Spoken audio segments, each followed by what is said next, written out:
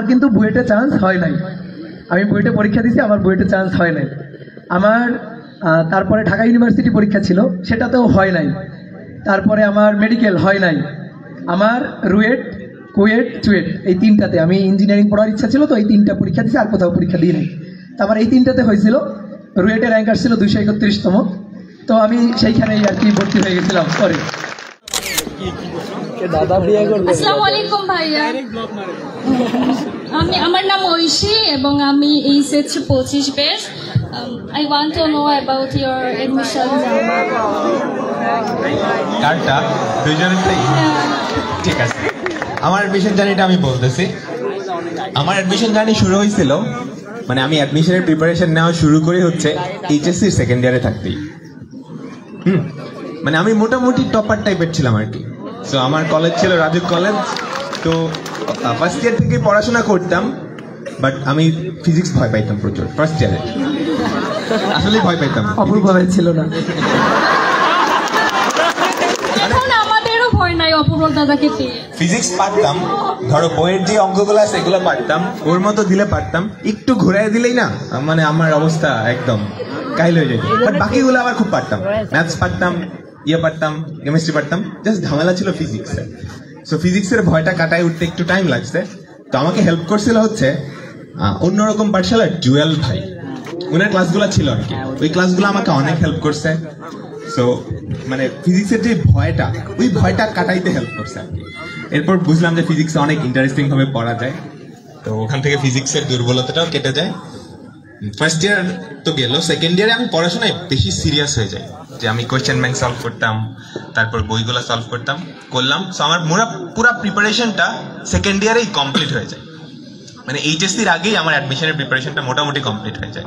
So আমি admission টাইমে গিয়ে জাস্ট রিভিশন দিছি আর মডেল টেস্ট দিছি, এটাই আমি সবাইকে সাজেস্ট করি। থ্যাংক ইউ ভাইয়া। আচ্ছা, অ্যাডমিশন জার্নিটা তো বলিনি, জাস্ট আচ্ছা। তারপর অ্যাডমিশন টেস্ট মানে অ্যাডমিশন ফেজটা চলে আসছে। আমার তখন কোনো প্রেশার ছিল না, কারণ হচ্ছে আমার প্রিপারেশন অলরেডি মোটামুটি ডান। আমি এখন জাস্ট রিভিশন দিচ্ছি, মডেল টেস্ট দিচ্ছি, রিভিশন দিচ্ছি, মডেল টেস্ট দিচ্ছি। আর আমি physics, chemistry, maths and biology এই চারটার প্রিপারেশন নিচ্ছিলাম, এর বাইরে আর কিছু পড়ে নাই। ইংলিশ ইঞ্জিনিয়ারিং এ আসে, বাট আমি ইংলিশ পারতাম না অত, ইংলিশে দুর্বল এখনো। সো ইংলিশের প্রিপারেশনটা একদম নেই নাই আর কি। তারপর অ্যাডমিশন ফেজ আসছে, অ্যাডমিশন টেস্টগুলো শুরু হয়েছে। অ্যাডমিশন টেস্ট যখন শুরু হয়ে যায় না, ওই ফেজটা সবচেয়ে বেশি আসলে মানে ড্রাস্টিক চেঞ্জ চলে আসে। ধরো একসাথে অনেকগুলো পরীক্ষা থাকে, ধরো আজকে ঢাকা ইউনিভার্সিটির পরীক্ষা, পরশু দিন বুয়েটের পরীক্ষা, পরের দিন মেডিকেলের পরীক্ষা, এরকম। আমাদের সময় 28 সেপ্টেম্বর ছিল ঢাকা ইউনিভার্সিটির পরীক্ষা, সবার ফার্স্টের এক্সামটা খুবই ইম্পর্টেন্ট। সো এটাতে সবচেয়ে বেশি নার্ভাসনেস কাজ করবে। আর আমাদের সময় তো ছিল ঢাকা ইউনিভার্সিটির, অ্যান্ড বুঝতে পারতেছো খুবই মানে ইম্পর্টেন্ট একটা এক্সাম। তো আমি নার্ভাস ছিলাম, তারপরেও সবাই নার্ভাস থাকে, যে ঢাকা ইউনিভার্সিটিতে ফার্স্ট হয় ও নার্ভাস থাকে। সো নার্ভাসনেসের কারণে ভুল যাতে না হয় এইটা একটু এনশিওর করা লাগবে। নার্ভাস সবাই থাকে, এটা নর্মালাইজ করে, মানে এটা নর্মাল ব্যাপার, এভাবে ভেবে নিলেই হয়। সবাই নর্মাল মানে নার্ভাস হয়, আমরা নার্ভাস হওয়ার কারণে যাতে ভুল না করি। So Dhaka university admission test আমি দিছি হচ্ছে ইডেন কলেজে, আমার সিট পড়ছিল ইডেন কলেজে। এখন ঢাকা ইউনিভার্সিটির এক্সাম দিলাম, আমার এক্সাম মোটামুটি ভালো হয়েছিল। তারপর ঢাকা ইউনিভার্সিটির পরের যে এক্সামটা সেটা হচ্ছে 5 তারিখ। দেখো 28 তারিখ ছিল ঢাকা ইউনিভার্সিটির পরীক্ষা, 5 তারিখ ছিল মেডিকেলের পরীক্ষা। সো মেডিকেল পরীক্ষার আগের দিন ঢাকা ইউনিভার্সিটির রেজাল্ট দিছে। আমি যেটা এক্সপেক্ট করছিলাম তার থেকে অনেক ভালো রেজাল্ট আসছিল, আমি 20তম হয়েছিলাম। তো শুরুর একটা এক্সামে যদি ভালো হয় না, এরপরে আর নার্ভাস কাজ করে না, কারণ তোমার অলরেডি একটা ব্যাকআপ তৈরি হয়ে গেছে। তারপর আমার মেইন টার্গেট ছিল বুয়েট। সো বুয়েটের এক্সামে অতটা নার্ভাস ছিলাম না যতটা ঢাকা ইউনিভার্সিটির এক্সামে ছিলাম।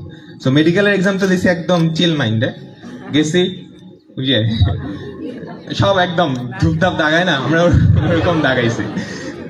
ওই যে মানে যেগুলো নাও পারতেছি, আমাদের সময় ঝামেলা ছিল মেডিকেলে যে ঝামেলাটা হয়, সাধারণ জ্ঞান থাকে আর ইংলিশ থাকে, এই দুইটা আমি পড়ি নাই, বাকিগুলো পারতাম। তো বাকিগুলো আমি মোটামুটি সবগুলোই কারেক্ট করছিলাম, কিন্তু এই দুইটা উল্টা পাল্টা দাগাইতে গিয়ে মানে অনেক মাইনাস মার্ক চলে আসে, এরপরেও চান্স পাইছিলাম। আমার যশোর মেডিকেলে আসছিল আর কি। আচ্ছা, 5 তারিখ ছিল মেডিকেলের এক্সাম, 7 তারিখ হচ্ছে বুয়েটের এক্সাম। সো পরের দিন মাঝখানে কিন্তু প্রিপারেশন নেওয়ার কোনো টাইম থাকে না, এটা মনে রাখবা। তোমার যেদিন ফার্স্ট অ্যাডমিশন এক্সামটা, ওটাই হচ্ছে তোমার আলটিমেট ডেডলাইন। যা পড়ার এর আগে পড়ে ফেলতে হবে, কারণ যখন একসাথে অনেকগুলো এক্সাম শুরু হয়ে যায় মাঝখানে পড়ার সিচুয়েশনটা থাকে না। আর এটা আমি গ্যারান্টি দিয়ে বলতে পারি যে অনেক দৌড়াদৌড়িও করতে হয়। ধরো তুমি বুয়েটের এক্সামের জন্য ঢাকা গেলা, এখানে গেলা, মানুষ অসুস্থ হয়ে যায়, সবাই। জ্বর সবারই চলে আসে, আমার নিজেরও আসছিল। দাদা আপনারও জ্বর চলে আসে না? এটা সবার আসে, মোটামুটি 95%-এরই দেখা যায় একটা অ্যাডমিশন টেস্ট দিছে, প্রথম তো দৌড়াদৌড়ি করছে, খাওয়া দাওয়ার অনিয়ম হয়, আর মেন্টাল একটা প্রেশার তো থাকেই। তো অসুস্থ হয়ে যাওয়াটা খুব স্বাভাবিক। তো এই জন্য অ্যাডমিশন ফেজে যেটা করবা, স্বাস্থ্যের দিকে খেয়াল রাখবা শুরুর থেকেই। তোমার এমনিই যদি স্বাস্থ্যের অবস্থা খারাপ হয়, মাঝখানের ধাক্কায় কিন্তু অবস্থা খুবই খারাপ হয়ে যাবে, এটা ম্যান্ডেটরি। তো 5 তারিখ মেডিকেলের এক্সাম গেল, 7 তারিখ হচ্ছে বুয়েটের এক্সাম। সো বুয়েটের এক্সাম দিলাম, আমার অত প্রেশার ছিল না, কারণ বুয়েটে যদি আমার চান্স না হতো আমি ঢাকা ইউনিভার্সিটিতে পড়তাম। তো প্রেশার যেহেতু ছিল না, পরীক্ষাও ভালো হয়েছে। তারপর বুয়েটের পরীক্ষা দিয়ে 7 তারিখ আমি যখন হল থেকে বেরোইছি, তখন মেডিকেলের এক্সামের রেজাল্ট দিছে। তো আনএক্সপেক্টেড চলে আসছে আর কি, আন্দাজে দাগায় চলে আসছে, মানে ওই আন্দাজে দাগায় নেই, বাংলা ইংরেজি পজিশন ভুলে গেছি। যশোর মেডিকেল মাঝামাঝি ছিল। ও বুয়েটের, আচ্ছা হ্যাঁ, আচ্ছা। তো বুয়েটের রেজাল্ট দেয় হচ্ছে 19 তারিখ, 19শে অক্টোবর। 7 তারিখ পরীক্ষা ছিল, 19শে অক্টোবর। এরপর আর আমি কোথাও পরীক্ষা দিইনি, এই 3 জায়গায় দেওয়া হয়েছে।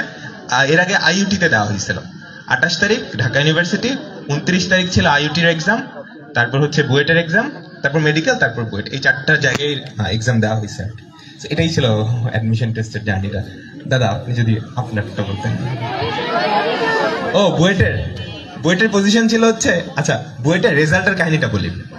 এটা সবারই স্মরণীয় একটা ঘটনা থাকবে, মানে যারা চান্স পাও বা না পাও, যার ড্রিম ইউনিভার্সিটি যেটা, ওটার রেজাল্ট যেদিন দেয়, এটা অ্যাকচুয়ালি সবার জন্যই স্মরণীয় ঘটনা থাকে। আমি শুয়েছিলাম বিছানায়, এরপর আমার একটা ফ্রেন্ড দিছে আর কি, একটা টেক্সট দিছে। আমার আরেকটা ফ্রেন্ড ছিল কাভি, ওর নাম হচ্ছে কাভি। সো ও ফেসবুকে পোস্ট করছে যে ও বইটা অষ্টম হয়েছে। ওর পোস্টটা আমি ফার্স্টে দেখছি, তখন আমার ফোনে ডেটা ছিল না, ফ্রি ফেসবুক চালায় না, ওরকম ফ্রি ফেসবুক চালাইতেছিলাম। তখন আমি যেটা করছি, সাথে সাথে আমার ফোনে ছিল না, মানে ব্যালেন্সও ছিল না, আমার পাশেই দোকান ছিল, আমি ওখানে গিয়ে রিচার্জ করছি, ইন্টারনেট কিনছি, তারপর রেজাল্টের ওয়েবসাইটে ঢুকলাম, তখন দেখছি যে 15তম হয়েছে। এটা অনেক হ্যাপি একটা মোমেন্ট ছিল, এটা ভোলার মতো না। তোমাদের রাকিবুল ভাইয়ের অ্যাডমিশন জার্নি এবং তার সেই সময়টা খুবই কিন্তু উজ্জ্বল, ঠিক আছে? তোমরা কিন্তু এরকম একটা টপার ভাইয়াদের ক্লাস পাইতেছো, এটা ধরো যে আমাদের একটা সময় ড্রিম ছিল, তো তোমরা সেটা পাইতেছো, আমরা পাই নাই। তো আমার অ্যাডমিশন জার্নি, আমি কিন্তু তোমাদের মানে অনেক সিনিয়র, বুঝছো? আমি কিন্তু বুড়া মানুষ। আমার হচ্ছে এইচএসসি ব্যাচ হচ্ছে 13 ব্যাচ, 2013। আমার 5 বছরের সিনিয়র। 2013 সালে আমি এইচএসসি দিছি, আর এসএসসি হচ্ছে আমার 11তে। তো আমি কিন্তু একেবারে ধরো যে গ্রাম এবং মফস্বলের ছেলে। আমি 2013 সালে যখন আর কি কলেজে ভর্তি হই, অনেকটা জেদ করে, বাড়ি থেকে জেদ করে, গ্রাম থেকে না, আমি গ্রামে পড়বো না, আমি ঢাকায় গিয়ে পড়বো। তো সেরকম জেদ করেই কিন্তু ঢাকায় যাওয়া, আর আমি ডিআরএমসিতে পড়তাম, আমার কলেজ ছিল DRMC, Dhaka residential model college. তো আমরা যখন পড়াশোনা করতাম, আমার ফার্স্ট ইয়ার সেকেন্ড ইয়ার খুবই মনে করো যে গ্যাপে গেছে আর কি, মানে পড়াশোনা তেমন হয় নাই। তো কেন হয় নাই, যারা ধরো ডিআরএমসির স্টুডেন্ট, তাদের কিন্তু হাউস বয় থাকতে হয় আর কি, মানে অনেকের যাদের মর্নিং শিফট, তাদের হাউস বয় থাকতে হয়। তো ওই হাউসে থেকে পড়াশোনাটা ওইভাবে হয় না, আর ওইখানে মনে করো আইসোলেটেড থাকতে হয়। তোমার বাইরের কোনো জগতের সাথে তোমার কোনো সম্পর্ক নেই, ফোন ইউজ করা যাবে না, বাইরে প্রাইভেট পড়া যাবে না, কলেজের টিচারদের কাছেই পড়তে হবে। তো অ্যাডমিশনে বুয়েট বা ধরো যে আমার টার্গেট ছিল ইঞ্জিনিয়ারিং, তো ইঞ্জিনিয়ারিং লাইফের যে পড়াশোনা, ইঞ্জিনিয়ারিং টার্গেট করে যে পড়াশোনা, সেই পড়াশোনাটার সিস্টেম সম্পর্কে কিন্তু অবগত আমরা ছিলাম না, বিশেষ করে আমি অবগত ছিলাম না।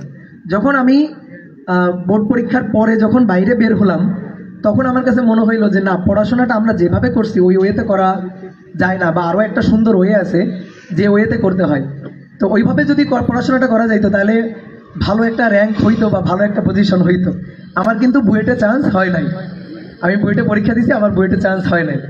আমার তারপরে ঢাকা ইউনিভার্সিটি পরীক্ষা ছিল, সেটাতেও হয় নাই। তারপরে আমার মেডিকেল হয় নাই। আমার রুয়েট, কুয়েট, চুয়েট এই তিনটাতে আমি ইঞ্জিনিয়ারিং পড়ার ইচ্ছা ছিল, তো এই তিনটা পরীক্ষা দিয়েছি, আর কোথাও পরীক্ষা দিই নাই। তো আমার এই তিনটাতে হয়েছিল। রুয়েটে র্যাঙ্ক আসছিল 231তম, তো আমি সেইখানেই আর কি ভর্তি হয়ে গেছিলাম পরে।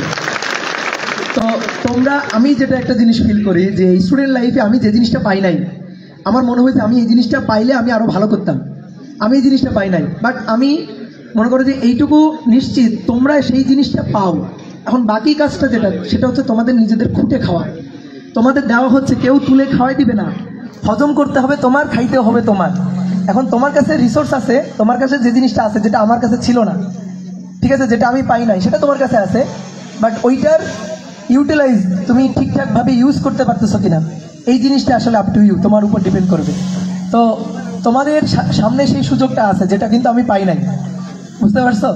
তো আমি মনে করো যে মানে আমার ইনস্টিটিউশন হিসাবে আমার স্বপ্ন ছিল বুয়েটে পড়ার, স্বপ্ন ছিল যে ইঞ্জিনিয়ার হওয়ার। বাট আমি একটা জিনিস মনে করি যে রুয়েট আমাকে অনেক কিছু দিছে। আমি আমার এই ইনস্টিটিউশন নিয়ে আমি খুবই গর্বিত, এবং এখন মোটামুটি আমার মনে হয় যে একটা সময় আমি রেজাল্ট দেখে হয়তো কাঁদছিলাম। আমার মনে হচ্ছিল যে হবে না, আমি বাসায় কিভাবে মুখ দেখাবো, বা যে অভিভাবকগুলা ধরো যে আমার উপর ভরসা করে, বা আত্মীয় স্বজন যারা আমার উপর ভরসা করে, তারা তো জিজ্ঞেস করবে রেজাল্ট কি বলবো। আমার মা বাবা বলতে পারে নাই কয়েকদিন পরে, অনেক পরে বুয়েটের পরে ঢাকা ইউনিভার্সিটি পরীক্ষা, মেডিকেল পরীক্ষা, তারপরে গিয়ে মেডিকেলে হয় নাই, বুয়েটে হয় নাই, ঢাকা ইউনিভার্সিটিতে হয় নাই, কোথাও হচ্ছে না, পরে গিয়ে তারপরে রেজাল্ট আসছে। তো এই সিচুয়েশনটা, এটা কিন্তু খুব মনে করো যে কষ্টের একটা মুহূর্ত, কষ্টের একটা সিচুয়েশন। তুমি দেখবে অনেকটা ঘরবন্দি হয়ে থাকবা, নিজেকে আইসোলেটেড করে দিবা যে আমি লজ্জায় যে আমি সামনে যাব কিভাবে, ঠিক আছে, আমি কি বলবো, আমার রেজাল্ট জিজ্ঞেস করলে আমি কি বলবো, বন্ধুরা এখানে চান্স পাইছে, সে সেখানে চান্স পাইছে, আমার হচ্ছে না, আমার রেজাল্ট আসতেছে না, আমি কি বলবো। তো এই সময়টা কিন্তু খুব মনে করো যে একটা স্টুডেন্ট লাইফে খুব মানে কষ্টের একটা সময়, এর মধ্য দিয়ে তোমাকে যাইতে হবে। এইটা হচ্ছে প্রথম কথা, তুমি মানসিক প্রস্তুতি নেবা যে আমার এই সিচুয়েশন আসবে, আমার এর মধ্য দিয়ে যাইতে হবে। বাট একটা জিনিস কি, জীবন থেমে থাকে না, তোমার এই জীবনের এই কষ্টের এই মুহূর্তগুলো আসবে, এর মধ্য থেকেই তোমার একটা সময় দেখবা যে সফলতার দরজা খুঁজে নিতে হবে, যে কোন সিঁড়ি দিয়ে উঠলে তুমি সফলতার দ্বারে পৌঁছাইতে পারবা। লাইফে সফলতার সংজ্ঞা এক একজনের কাছে এক এক রকম। তো একটা সময় যেটা আমার মনে হইতো যে না, আমি ওই সময়টাতে খুব কষ্টে ছিলাম, বাট আমার মনে হয় যে জীবন আমাকে তার চেয়ে বেশি দ্বিগুণ দিছে আর কি। আমি এখন সেই জিনিসটা আমি ফিল করতে পারি।